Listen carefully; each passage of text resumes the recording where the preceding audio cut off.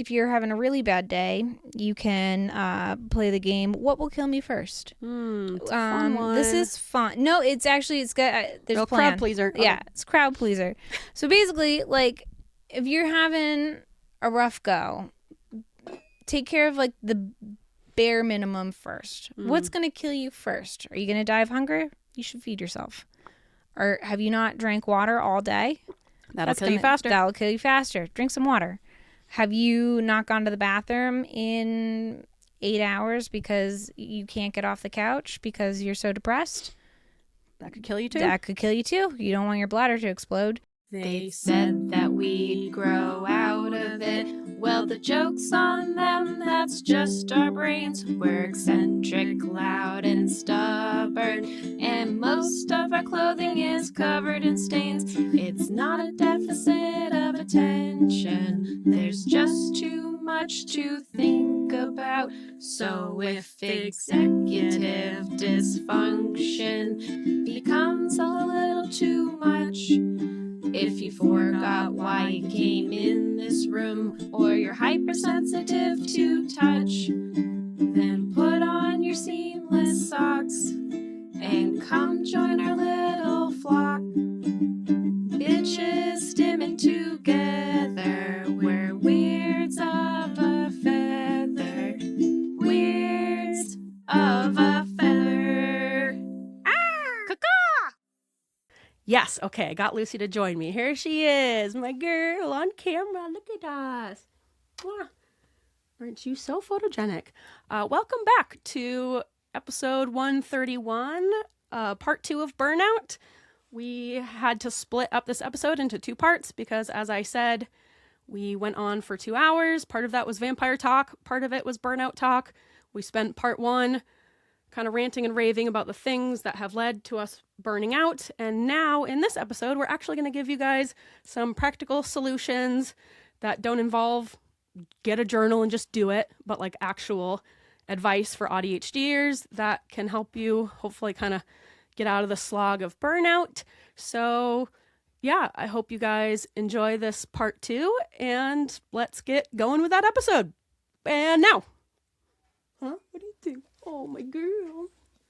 So I've got a little, just for me, from what I've been, because I've been trying to like I'm a problem solver. So I've been trying to like do little things to help me through this burnout. So I've got a little burnout survival guide that I would like to share with the public. Great. And not all is maybe this isn't for you, but this is what I've been doing.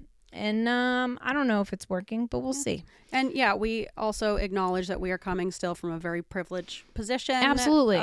We are not like, as horrific as everything is, we are not like in the direct way of like being ripped from our homes by ICE or like not being able to feed our children because we ICE is not benefits. Coming after us. But not yet. I mean, not yet. Yeah. Exactly. They're attacking the white people too. So I think white people are now realizing like, oh wait, this could actually affect me too. Yeah. Not that that's the reason to care about it, but like we are not the direct targets of these Gestapo and of these really harmful, dangerous policies.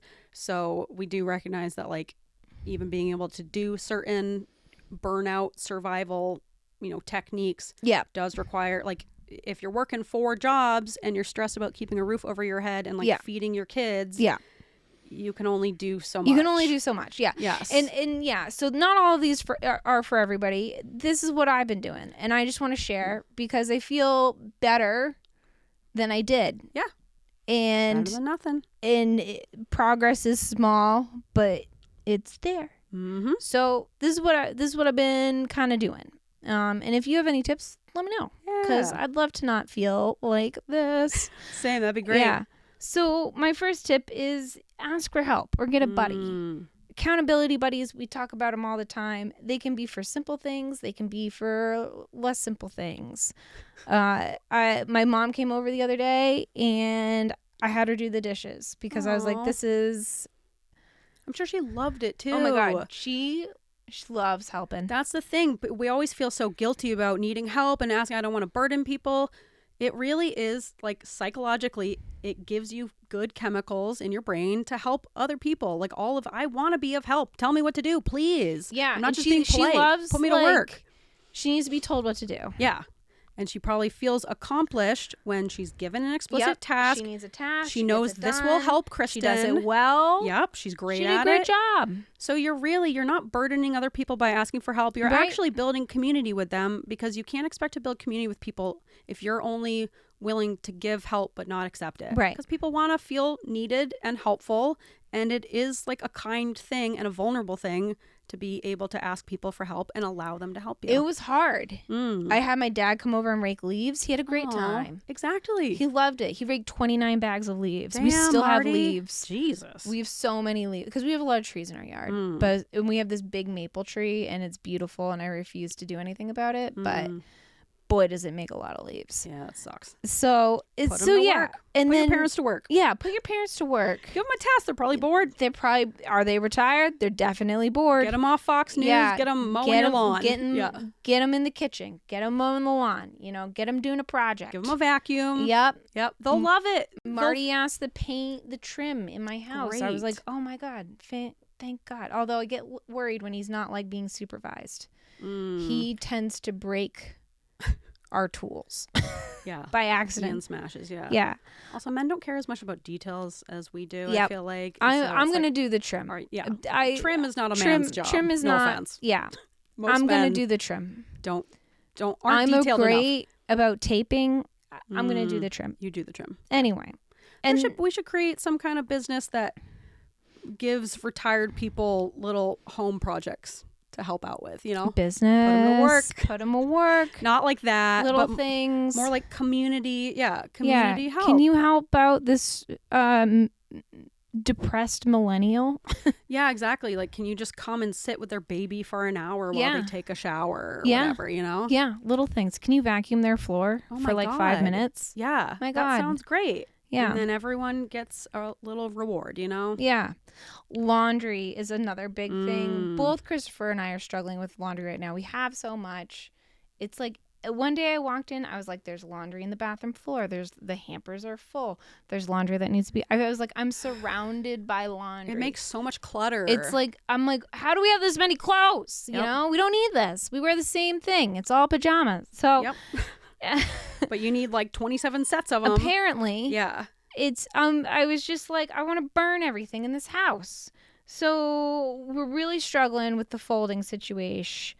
So Christopher's actually been like sitting with me, and we fold together and we talk about our day, and it's been like really, really nice. That's nice. It's been, it's like, like a little activity. We talk about things around the house and stuff. It's just, it's nice. It's nice to like. I don't mind folding. Yeah. But yeah, accountability buddies or just a buddy. Ask for help. It's hard when you are very independent, but sometimes you need to. Yeah. And start with something little. Something that anyone can do, like washing the dishes. Well, yeah. Not everyone can do it. Not everybody, but like... That has a sensory element to it. Whatever for you feels like a lower effort home task, because for some people, they fucking love doing the dishes. I don't mind doing the dishes. I just was struggling. I avoid it because of the sensory elements of it. It's like I started wearing gloves, my especially sleeves with my up. finger. I just feel like gloves on. But then I got to put gloves on. So I'd rather just not. I'm doing gloves. I don't mind folding. I'm wearing gloves. Well, this was my other thing. Here's next one, part 2. Can I say one more thing about that one? Yeah. If you live alone or you don't have someone who can be like your physical accountability buddy, you could also, plan a phone call with someone while you fold your laundry. Yeah. You could pick out a fun show that you only get to watch when you fold laundry. Yeah. So then it's like a special thing where I get to do this little treat of my special show. Yeah. And folding laundry is just kind of like something you're doing with your hands while you watch your show. You could pick a podcast or like a playlist or something like that. Listen to smut. Maybe you make it exciting. Watch porn. Yeah. You only get to watch porn if you're folding your clothes, I bet you'll have some weird associations with laundry, but worth it. Let us know if that works. Yeah. I would love to know. If you watch porn while you fold your laundry, let us Reach know. out to us at Weirds of Feather. Tell us how that's going. Might work. It may work. You might get horny about laundry, but it's worth it. They just get a huge boner when they see laundry on the floor. Like, oh, I gotta go to the bathroom. I gotta fold this right away. I can't be here anymore. I gotta take care of this. I don't know, man. I'm just throwing anything at the wall that sticks. Whatever works for you works. Yeah, that's something to look forward to, where you're task pairing and accountability buddying. It doesn't necessarily have to be a person. I know not everyone has, members of their community where they can do that with, but I feel like having something to pair the task you don't want to do, the task you've been avoiding, pair it with something. You eat a little treat while you do it. Drink a special little drink, and you only get to drink this little drink when you're doing this task. Something to like make you actually be okay with doing it. This moth is freaking me out. I was going to say, it's just a little moth, but I know for you, it's never might as well be a monster. It's just a little dude. He doesn't know. Down? He doesn't know where he is or what he's doing. That's why I hate them. Like, pick a direction, man. What do you think is going on in their brains? Nothing. It's maybe just over like, here. Oh, what about over here? I think of a moth when they're flying. It just must be all like, whoa, and they're just like, what's happening? Now I'm over here. Where is this? They're just screaming the whole time. The entire time. So chaotic. All right, number 2. Yep. Take those accommodations. Yes. Take them.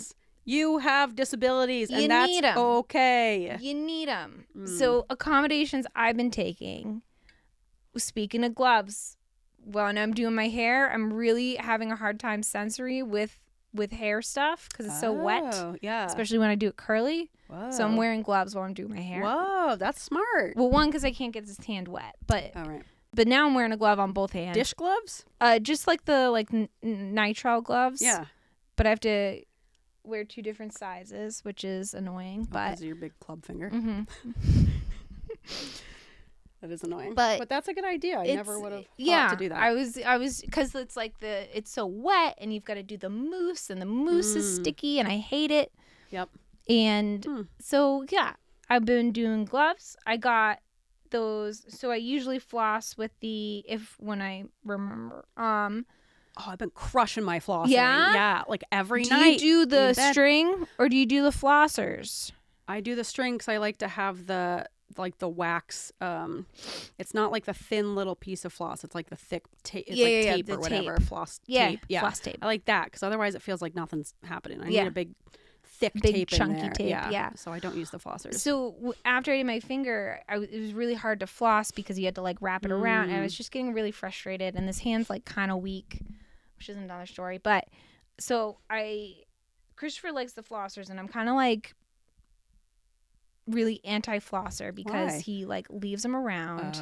And I get really annoyed, and I think it's a waste of plastic. And then I started using them, and I was like, I see why this is a thing. Yes. Yeah. Boy, is that fun and easy to do.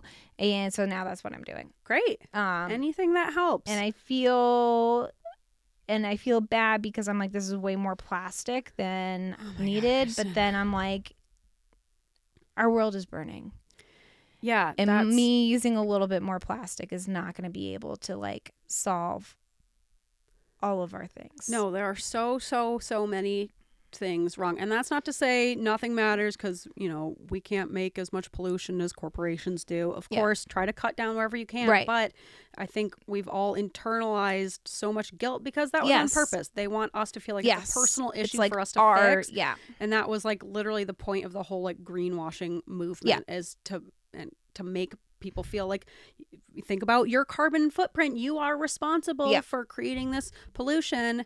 No, no individual is single-handedly causing this problem. Yeah. So like my be conscious. Bag of flossers is not gonna lead to the ocean rising. You know? Meanwhile, it's like a huge accommodation for yourself in order to be able to care for your body. So that's what I'm saying. That's what I'm saying. It's worth it to do these little things. You're not destroying the planet.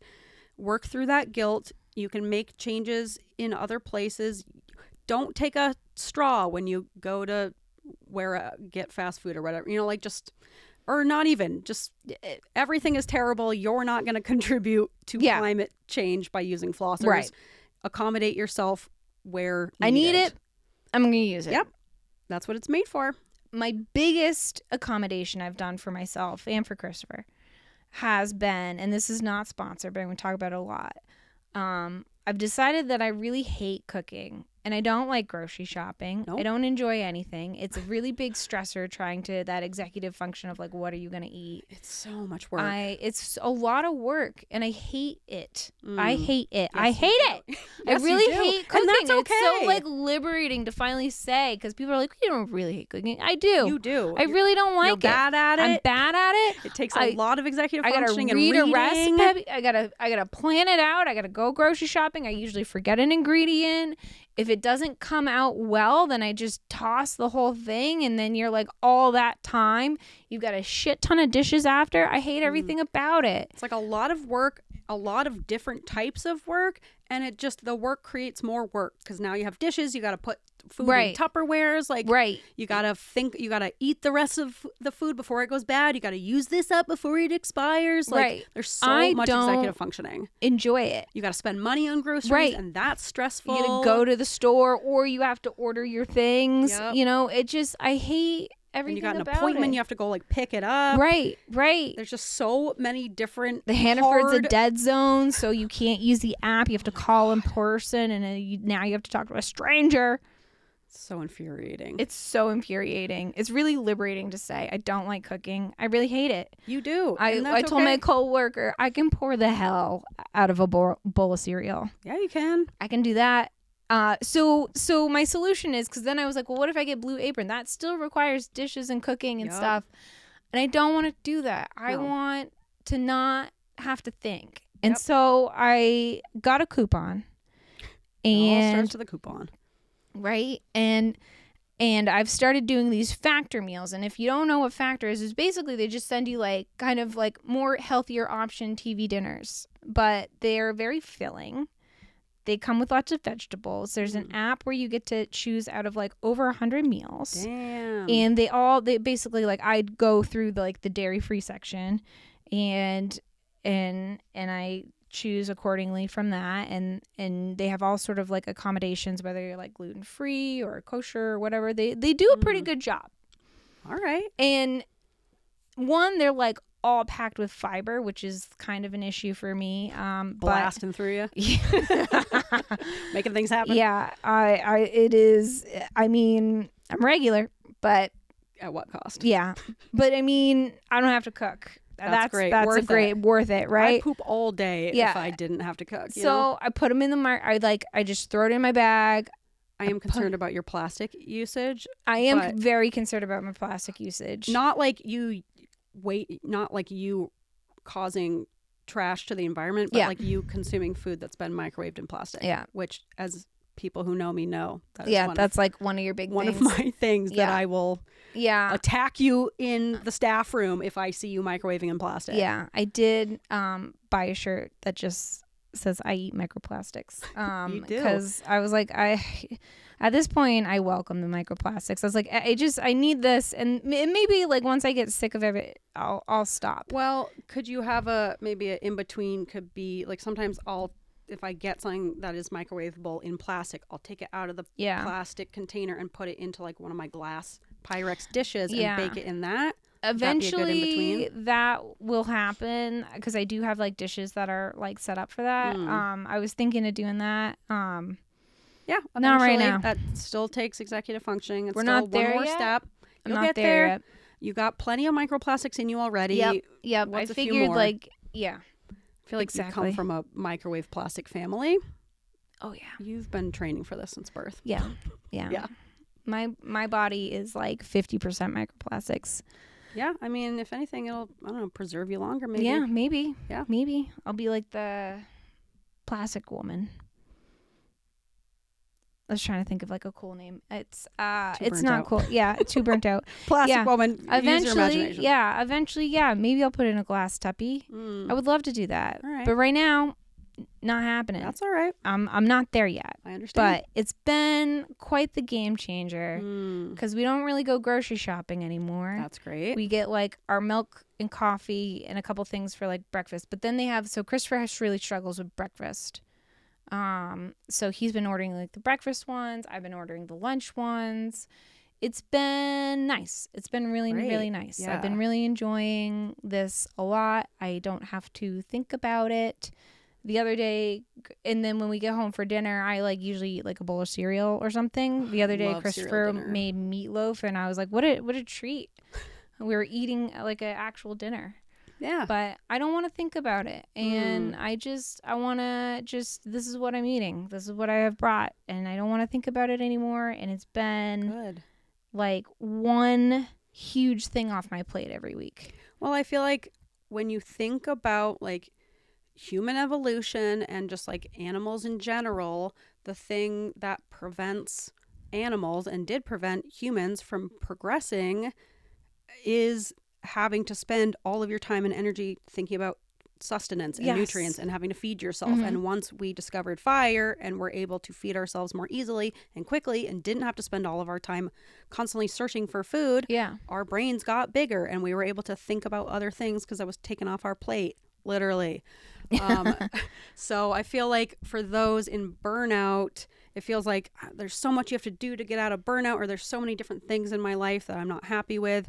If you can figure out just the food element of like Yeah. how to somehow, it doesn't matter. Don't think about nutrients or vitamins or whether it's plastic or whether it's microwavable or if it's, you know, if this is the freshest thing you should be making it. No, just worry about getting calories into your body Right. at some sort of somewhat consistent time, Mm-hmm. you know, and I feel like that's kind of like the basis of everything else. Like you can't get yourself out of burnout if you're hungry all the time and you're like upset Or you're just that you're like, thinking about food. you know, the other thing is like we'd like, you know, we'd order from DoorDash and that's always like Taco Bell, which I still love Taco Bell. But it's, you know, our DoorDash bill was like astronomical. And I was like, Factor is expensive, but DoorDash is way more expensive. Yeah. So it made sense economically. And it's working for me for now. Yep. And it Do what you gotta do. Get microwavable meals. It's okay. Yeah. And I felt really guilty about it, but it is working. So I'm feeling less guilty about it. What is there to feel guilty about? I just feel like it's almost like, come on, you can't even feed yourself. I can't. And I don't like it. Yeah. I don't like to. Yeah. And that it's hard. It's hard. Yeah. It's so and it's hard. okay. Yeah. Yeah. You're still feeding yourself. You are feeding Yeah. yourself, you know? You're Like just very nutritious meals. Yep. And You're I'm just not sure doing it it will the come way out you- in like 10 years, like, you know, there'll be some sort of like FDA, you know, like the mesothelioma commercials, you know, like. You'll be dead by then. Yeah. So Just kidding. No, I'm you like, won't.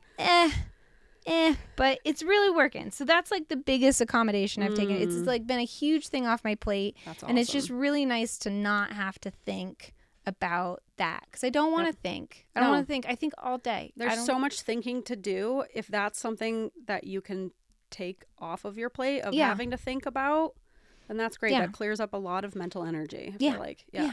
And gives you like consistent nutrients for your brain. Right. Part of why we feel shitty all the time is because we are probably just all constantly underfed, you know? Yeah. I'm never feeding myself enough at the right Right. times. I'm letting myself go too long without eating, and then I'm like cranky and I have a headache. I'm Right. like, why do I feel so terrible? All my coworkers are like the primary caregiver. So then they have a other person who's either like working part-time or no time. And that's their job is to like feed the household, and which it is a full-time job to manage a household. That's the thing. It's so much And I'm work. like, man, I'm managing and working full-time. It's too much. It's too much. Too much. So take those accommodations because Yes.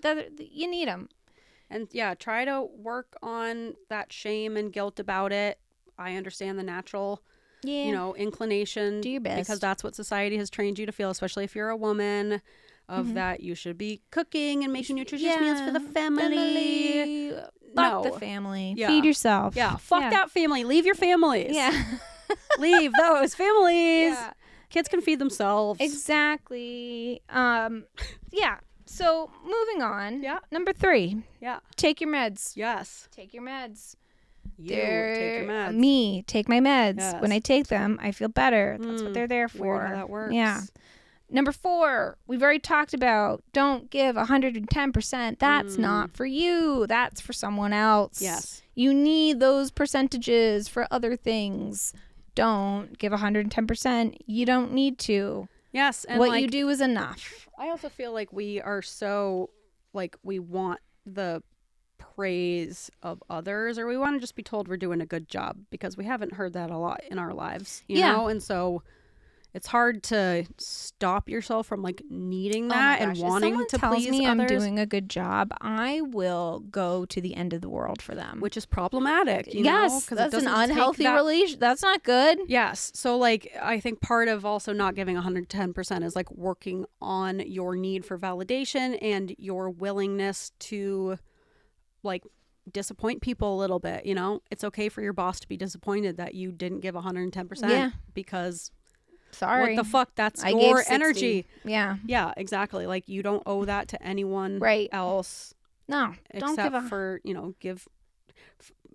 focus that energy on like the things that really matter. Like your kids need that energy. Yes. More than your boss does. You need that energy more than your boss does.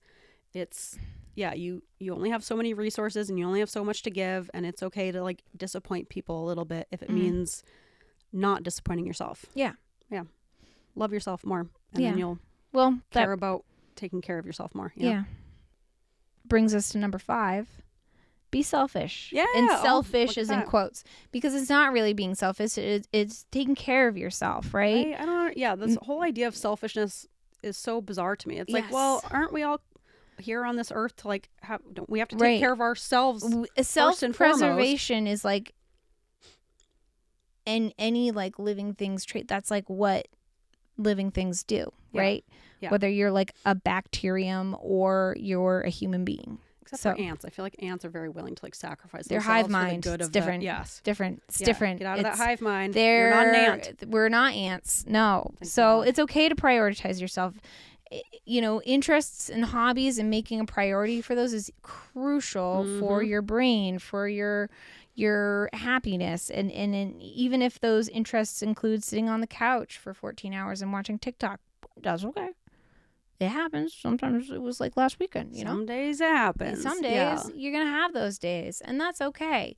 But you need those days, you know? You need hobbies and interests are what makes like life worth living, I think, you know? So if you don't, and it also makes you human. Like if you're a parent and people are dependent on you, right? You need you need things that you're choosing to put your energy into, not just things that are obligations. And it makes you like more human, right? Because you're not just like this like robotic parent who's like always there to take care of your children, you know? You got to prioritize you, which I think is hard when you have children, and there's a reason why I don't have them. Same.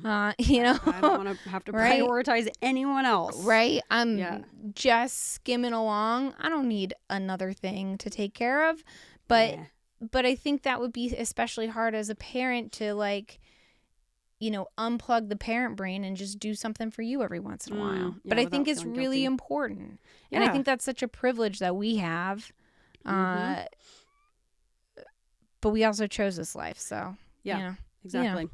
But also like we as human beings are meant to be creative. Like our brains do crave that creativity. We are just like naturally creators. We are naturally wanting to like be in nature and to be exploring and discovering and creating new things and enjoying art and music. I'm reading a book right now that's like your brain on art, I think it is. And it's all about how we really like do physically need to be able to express creativity. It's self-regulating. It, you know, gives you feel good feelings. It makes you kind of like hopeful for the future. It gives you more of an identity. And also I think I've talked about it on the podcast before, where because our brains do naturally crave that creativity, if we don't have something to channel our creativity into, our brains will make up problems to creatively solve, because our brains are looking for an outlet of something to do with this energy. And so then kind of that's part of where that anxiety comes from, because if we're not getting that creativity out of us, we're internalizing it, and our brains are looking for reasons to put that creative energy into something, even if it is like making up problems so that your brain has something to like noodle on and solve. That's kind of where that energy goes. So it doesn't just go away. Like we all, even if you don't feel creative, you are, by virtue of being a human being. Right. Your brain craves creativity, and that can be things like cooking or baking. It can be like doing a coloring sheet, literally just like taking a marker and making little doodles. It can be like wood carving. It can be pottery. It can be dancing. It can be building fairy houses or a fort in your living room, like some kind of external creation outside of you. No matter what it is, it doesn't have to be art. Just like making things will kind of get you into action and help your brain to get over that obsession. Sometimes if you're having a really bad day, you can play the game What Will Kill Me First. It's a fun one. This is fun. No, it's got there's a plan. Crowd pleaser. Yeah, it's crowd pleaser. So basically, like, if you're having a rough go, take care of like the bare minimum first. What's going to kill you first? Are you going to die of hunger? You should feed yourself. Or have you not drank water all day? That'll kill you faster. That'll kill you faster. Drink some water.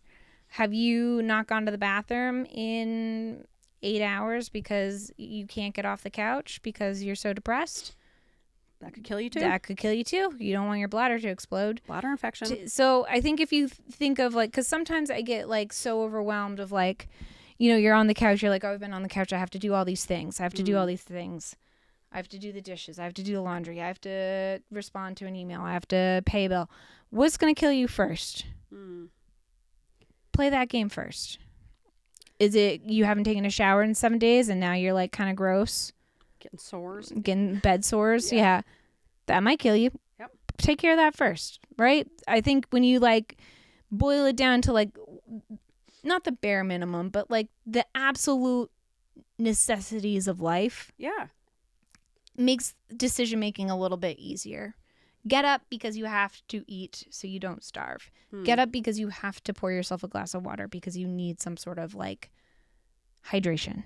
And then once again, that gets you into action and gets you out of that shame, because shame is not a motivator. Laying there and yelling at yourself that you're a lazy piece of shit on the couch is not helpful. Not helpful. And it's not going to be motivating. But if you're like, I'm on a mission to figure out how not to die. Yep.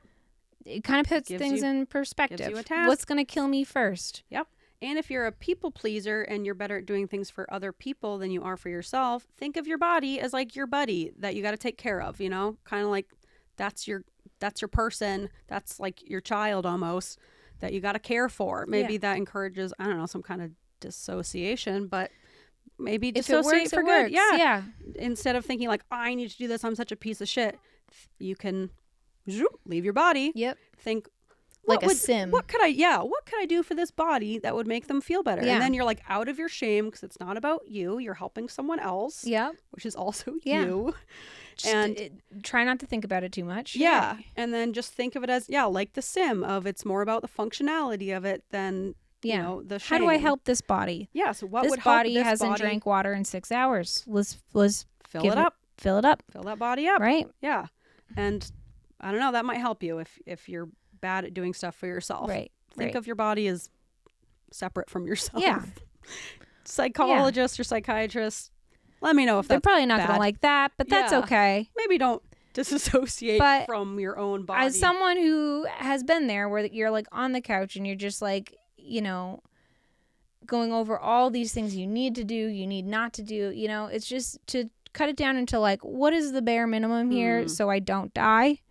You're like, oh, I can do this. These are decisions I can make, you know? Yep. So I like sometimes, that. That's a good game. What will kill me first? And, you know, it's kind of fun. Yeah. The last two are kind of like very specific to my work, but that's okay. We can still talk about it. Yeah.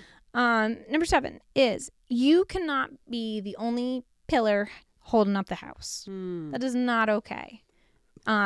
So sometimes I feel like, especially in the neurodivergent community, we feel the need to like take on everything. It's an impossible task, but you're like, I'm going to help this person and I'm going to do this and I'm gonna figure out all these things and look at what a great job I'm doing.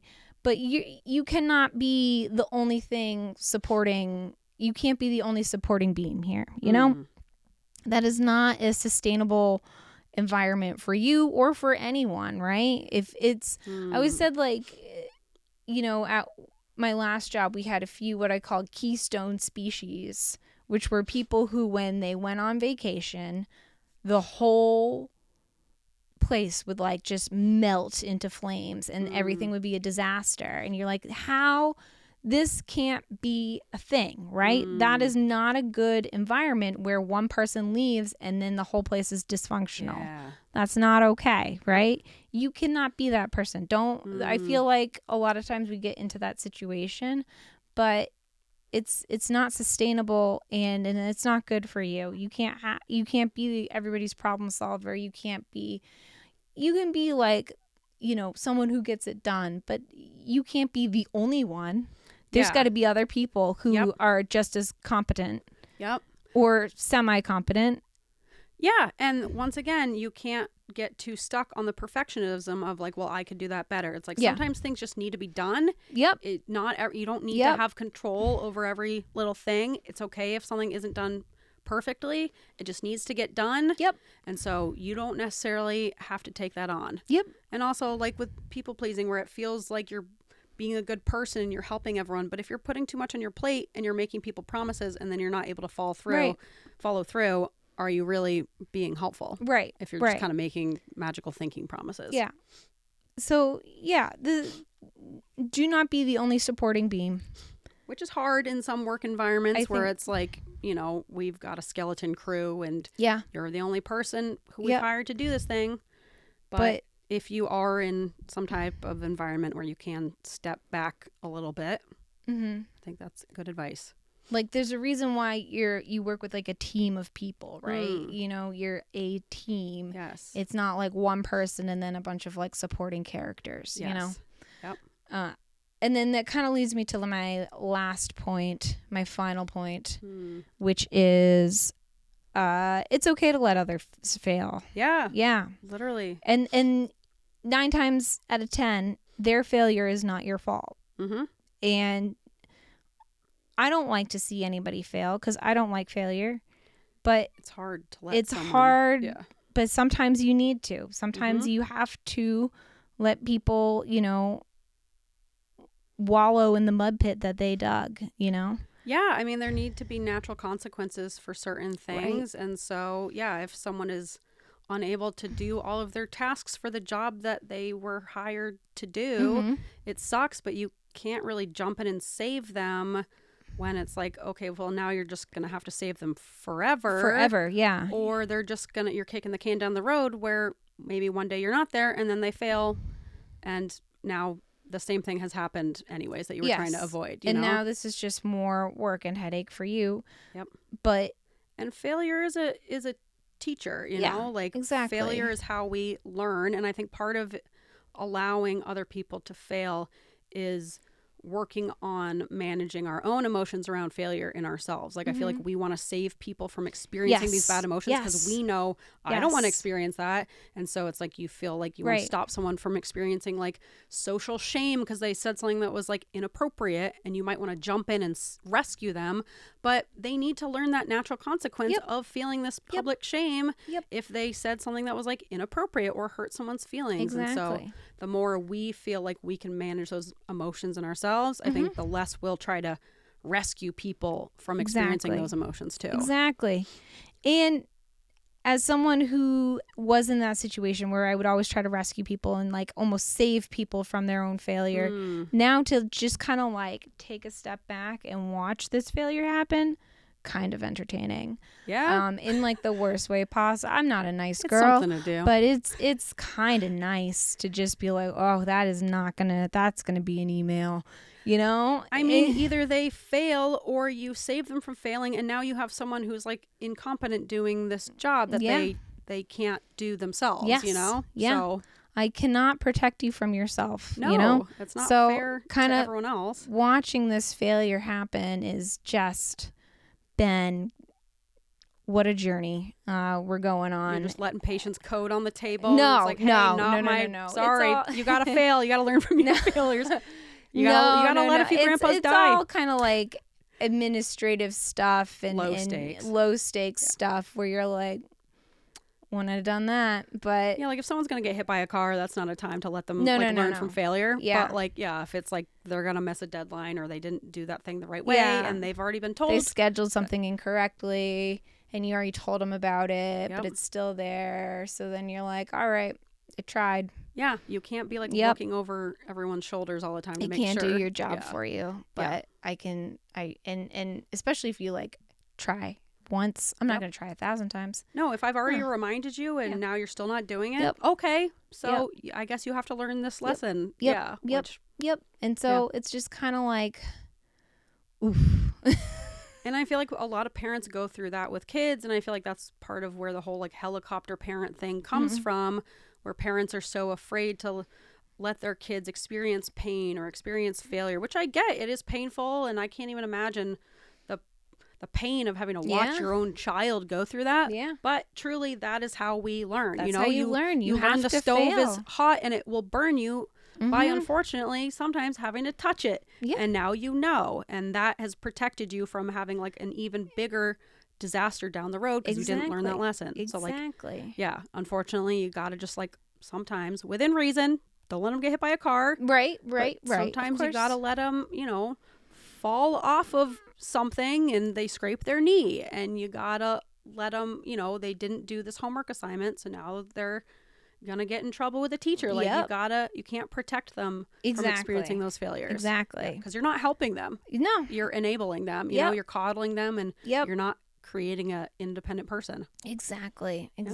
So let others fail. Yeah. It's okay. It's good for it's you. Not your fault. It's good for you. It's good for them. Do it for your mental health. Yeah. Let others fail for your own mental health. Yeah. Do it for you. Yeah. But yeah, that's all I got. All right. This has been a depressing episode. Not all of our episodes are this sad. You can listen to a bunch of others. We're on Spotify. We're on Apple Podcasts. We're on Stitcher. We're on the YouTubes where you can watch us in the flesh talking about vampire poop. Come see our flesh. Yeah, come see our flesh. It is alive. Over on YouTube. Yeah. And you can support us by liking, subscribing. You can DM us. We are responding again. Are we? We're gonna. Or maybe. Don't make that promise. We're gonna respond when we are mentally ready. Yes. All right. But send those messages because remember, if we don't respond, it has It's nothing not to do with because of you. It's because of us. Because we're dying on the inside. No. We all are. We all are. It's not because of you. We love your messages. I cherish them. I read them and then I don't respond to them. Yep. I'm like, that's such a good message. I really need to respond. Sit thoughtfully. down thoughtfully and have just like Elena. Yep. You got it. Bringing it back. Anyway. Yep. You can buy us a coffee. You can go to our website where we have a store and we have merch. And you can also go to our Patreon where Grace is doing the Lord's work. Kind of. We're getting there. I did an NDTV episode last week, a couple weeks ago. Time is this is like we said, we're getting back into it. It's been we're working on it. But I did a NDTV episode about Abed Nadir from Community, which is a wonderful. He's like one of my favorite autistic representations on TV. So I'm kind of just like gushing about how wonderful he is over there. So you can check out our Patreon. We'll have more stuff. Yeah, we're going to talk about vampires at some point and what is life. Yeah, and what is death? Why are we here? Mm-hmm. Why are you here? Something to noodle about. Yeah. Yeah. Something to think about. Yeah. All right. But yeah, that's our show. Mm-hmm. This is like I said, it's been a weird recap. It's been a weird couple of weeks, but going on a couple months. I don't know. Yeah, like I said, time is kind of smushing together. It really is smushing together. Yeah, it's been super depressing, but I feel weirdly hopeful. Maybe it's false hope. I don't know. Is it November? Yeah. Oh my God. I was just looking at the date on my computer. Yeah. I was like, yeah, it's already October. Oh? No, it's November. It's November. It is November, guys. Mm-hmm. And we all know it. And everybody knows it except for us. Yep. But yeah, it's November. By the time this comes out, could be December. Could be 2026. We don't know. We don't know, but not making any promises. we are here. We're alive. We're live. We're still doing the podcast. We're still doing the podcast. We are burnt out. Yep. We're working on it. Give us time. It's really the guest episodes that hold me up the most because it's like now I have to switch back and forth between cameras. There's like this whole other added element. I love our guest episodes. Yeah, but they are more work to edit. Yes. And they are like a huge roadblock for me sometimes where I just struggle to make it happen because it's something different than my usual routine of editing. Yeah. So that's part of like a nice 2-hour episode that you get to also edit. So nice, easy 2-hour episode. Talking about super depressing stuff. Great. Can't wait to listen to this back. Yep. No, it'll be good. No, it's gonna be fine. It's gonna be fine. We love what we do. It can't all be silly. Not all of it's silly. I think the past couple episodes have not been silly. Especially, yeah. Tori's episodes where we had some silliness in there. Silly. There's sillies in there. We'll do a just seg soon. Yeah, we can where do we'll some get sillies. real silly. Yeah, let's get silly. Yeah, but, to kind of distract us from everything. Yeah. Yeah. But before we, so that's been everything. Let's go on to our bod. Have we done a podcast before? Yeah, Is this our first podcast episode ever? I just feel so out of my element. We're getting there. It's been a journey. Yeah, we're getting back. I'm taking my vitamins again. You taking vitamins? I'm taking vitamins. I'm taking my meds. Hell yeah, brother. Heck yeah. I feel like something's different about my Adderall. I'm being paranoid. I don't know if I'm being paranoid, I think I feel like a little paranoid. I feel like ask anyone on a stimulant. I haven't really thought it up until now, but I feel like this last bottle has not been effective the way it was before. Maybe that's burnout. Maybe that's something going on with the manufacturer. I like to blame it on the pills. Yeah. So I'm going to say that. Do it. And ultimately, remember, you have disabilities, and it's okay to be disabled by those disabilities. So stop feeling shame. The system is built for us to fail and struggle. And if you're in debt, it's not a moral failing. It's because the system wants you to be in debt and has created those conditions for you. And so just give yourself grace and stop feeling so much shame because you shouldn't. It's not a personal failing. It's everything else. Let's move on to our bod. All right. Was that a hopeful final message? No. You're disabled, so be disabled. Just be disabled already. It's fine. Oh, man. This is where we lose all our followers. They're like, they came back and it was like for the worst. Wish they had, and it was really sad. Yeah, wish they just ended on a high note. I was hoping they were like on a nice vacation or something. No. Instead, it's this. Way much worse. Way much worse. Can't even speak. Kristin can't read. I can't read. Grace can't speak. We're doing fine. Yeah, it's fine. You like this. You like this. Everything's fine. It's great. Let's get to that bod. Yeah, I got a bod for nice you. bod. I want your bod. I want that bod. I want a bod. Give me a bod. Yep. Here we go. We are talking about the roseate spoonbill. Oh. Have you heard of this guy? I do not know him. These are odd-looking birds. They're mostly in Central Maine. Oh my gosh. They're mostly in Central America in the mangroves of Florida. But recently, they've been in the news because they've kind of taken residence in South Carolina. Environmentalists are kind of alarmed at this because they're attributing their travel north to climate change and the rising temperature of the ocean. It's a good uplifting bod to end with. Yes. I figured it was fitting. I feel like all the animals are going to get fucked up. Like, we're not going to have lobsters. Like, they're going to be like Arctic lobsters. Literally, like, we're going to stop at some point being known for lobster. Yeah. Isn't that crazy? We'll be known for like sharks instead. Yes. Yeah. Sharks are coming up. Yep. Maybe we'll get some kind of tropical crab. Ooh. We can be crab people now. We'll be the crab people. Maybe we'll be crab people. But yeah, these birds. Okay, imagine the body coloring of a flamingo, the kind of neck and head situation of a vulture, and then the beak of a wooden spoon.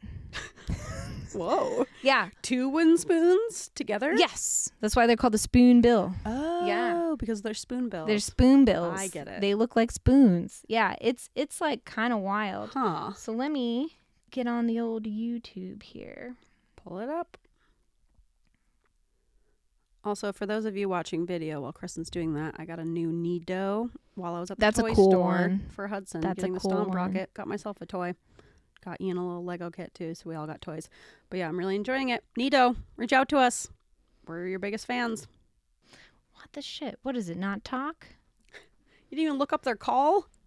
No, because I was like focused on the whole the fact Spoons? that they're in like South Carolina situation. Oh, you got to think about their call. Yeah, I did not. I was focused on the facts.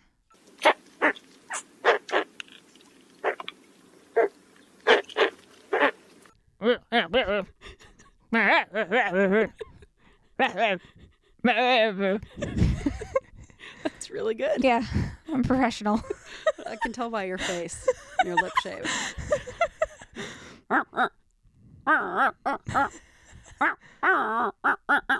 It's like a muzzled dog, but then also But like Grover. Grandpa. Yeah. Grover Grandpa. He's Yeah, like pull your chin Yeah. in. he's like reading the news Yeah, yeah. about like Zoran winning. He's got like a flat mouth, like Yeah. straight mouth. His dentures aren't in. Yeah, yeah. But he's disgruntled.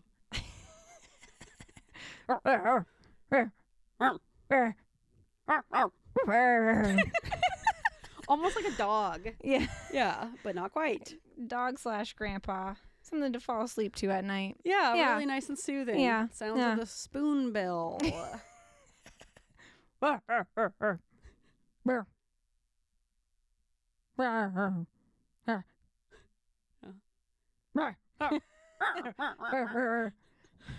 Really good stuff. Yeah. Huh. Yeah. All right. Okay. Bye. See ya. Okay, see ya.